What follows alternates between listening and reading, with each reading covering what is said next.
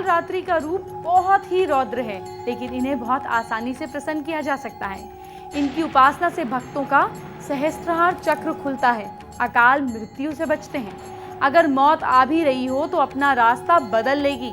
भक्तों के शत्रुओं का नाश करती हैं, शनि और मंगल के बुरे प्रभावों से बचाती हैं। आइए अब आपको माँ काल रात्रि की पूजा अर्चना कैसे करनी है ये बताती हूँ। नवरात्र के 7वें दिन को तांत्रिक क्रियाओं के लिए भी बहुत अहम माना जाता है, लेकिन वो साधकों का काम है। हमको तो बस पूजा करके माँ को प्रसन्न करना है। काल रात्रि की पूजा का समय होता है सुबह 4 से 6, दोपहर 11 से 11:30 से 12:30 के बीच और रात को 10 बजे से 12 बजे के बीच। इस समय माँ काल रात्रि की पूजा करने से आपकी सारी मनोकामनाएं पूरी हो जाती हैं। 7वें नवरात्र की पूजा के दिन आपको सफेद रंग के कपड़े पहनने चाहिए। इसके अलावा आप नीले और लाल भी कपड़े पहन सकते हैं। क्योंकि माँ काल रात्रि का कलर भी ब्लैक है, आप चाहे तो ब्लैक कपड़े भी पहन सकते हैं, जैसे मैंने ग्रेइश और गोल्डनिश कलर पहना हुआ है। इसी वजह से इस रंग से काल रात्रि प्रसन्न होती है। सबसे पहले कलश और उसमें उपस्थित सभी देवी देवताओं का नाम लेते हुए उनकी पूजा करें। इसके बाद माँ काली के मंत्रों का जाप करते हुए उन्हें फूल और मिठाई चढ़ाएं। माता को रात की रानी के फूल ज्यादा प्रिय हैं, इसलिए इनकी पूजा में रात की रानी के फूल जरूर रखें। इस दिन गरीबों को दान करना चाहिए, परिवार के लिए मंगलकारी होता है। माँ काल रात्रि का बीज मंत्र नोट कीजिए, ओम देवी काल रात्रे नमः। आपको पूजा करते हुए इसकी एक माला का जाप करना चाहिए और हो सके तो इस दिन आप मंत्र का जाप जितना करेंगे आपके लिए उतना अच्छा है। माता को गुड़ का भोग लगाएं और थोड़ा सा अपने लिए रखकर बाकी जरूरतमंदों को दान कर दें। माँ काल रात्रि को कल प्रसन्न करना बहुत बहुत जरूरी है। अगर आपको उपाय करने हैं तो आप अपने मूलांक के हिसाब से कर सकते हैं। आपको अपनी डेट ऑफ बर्थ के हिसाब से कौन से उपाय करने हैं ताकि माँ काल रात्रि प्रसन्न हो, वो जानिए। जिनका date of birth 1st, 10th, 19th या 28th ऑफ एनी मंथ है, वो सफेद रेशमी चौकोर कपड़े पर 1 लिखकर अपने पास अपने पर्स में रखें। जिनकी डेट ऑफ बर्थ 2, 11, 20th या 29th ऑफ एनी मंथ है, वो नीले रंग के रेशमी कपड़े को सफेद रंग के चमकीले सितारों से लगवाकर अपने पास रखें। जिनकी डेट ऑफ बर्थ 3, 12, 21st या 30th ऑफ एनी मंथ है, वो पीले रंग के रेशमी कपड़े को चांदी का चौकोर टुकड़ा लपेटकर अपने पास रखें।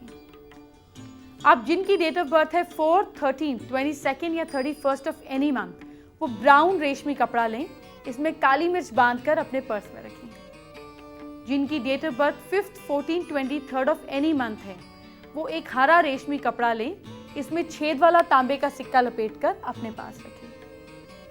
जिनकी date of birth 6th, 15th and 24th of any month है, वो गुलाबी रेशमी कपड़े में सफेद रंग से 6 नंबर लिखकर अपने पास रखें। जिनकी date of birth 7th, 16th या 25th ऑफ एनी मंथ है, इन लोगों को गोल्डन कलर का रेशमी कपड़ा लेना है, गोल्डन सैटिन ले लीजिए, इसमें पीली सरसों बांधकर अपने पास रखें।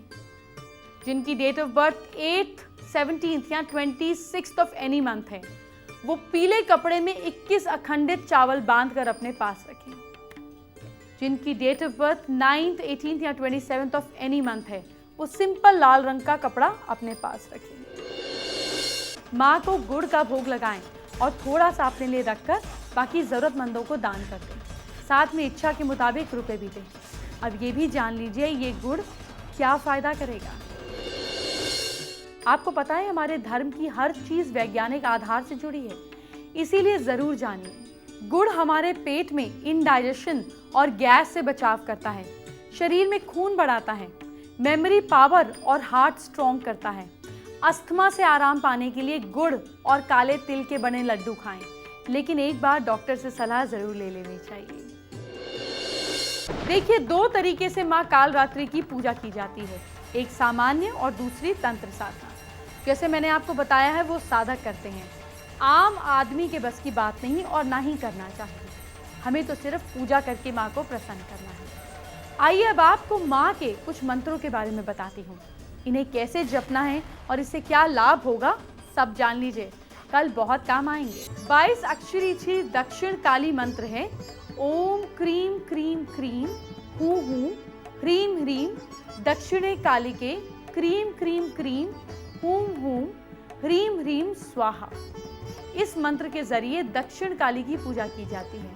शत्रुओं के नुकसान से बचने के लिए इस मंत्र के जरिए मां काली की साधना करते हुए सिद्धि प्राप्त करते हैं। अब एकाक्षरी काली मंत्र है ओम क्रीं। ये मां काली का एकाक्षरी मंत्र है। इसका जाप मां के सभी रूपों की इस आराधना, उपासना और साधना के लिए किया जाता है। मां काली के इस एकाक्षरी मंत्र को मां चिंतामणि काली का विशेष मंत्र भी कहा जाता है। 3 अक्षरी मां का काली मंत्र है ओम क्रीं हूं ह्रीं। मां काली की साधना और उनके प्रचंड रूपों की आराधना के लिए ये 3 अक्षरी मंत्र खास मंत्र है। 5 अक्षरी काली मंत्र है ओम क्रीं ह्रूं ह्रीं हूं फट। माना जाता है इस पंचाक्षरी मंत्र का जाप डेली सुबह 108 बार किया जाए तो मां काली सभी दुखों का निवारण करती हैं और आपके यहाँ धन धान्य की वृद्धि करती हैं। पारिवारिक शांति के लिए भी इस मंत्र का जाप किया जाता है। षडाक्षरी काली मंत्र है ओम क्रीं कालिके स्वाहा। इस षडाक्षरी मंत्र का जाप सिद्धियों को प्राप्त करने के लिए किया जाता है। सप्ताक्षरी काली मंत्र ओम हूं ह्रीं हूं फट स्वाहा। धर्म, अर्थ, काम और मोक्ष की प्राप्ति के लिए यह मंत्र कारगर माना जाता है। श्री दक्षिणा काली मंत्र है ओम ह्रीं ह्रीं हूं हूं क्रीं क्रीं क्रीं दक्षिण कालिके क्रीं क्रीं क्रीं हूं हूं ह्रीं ह्रीं।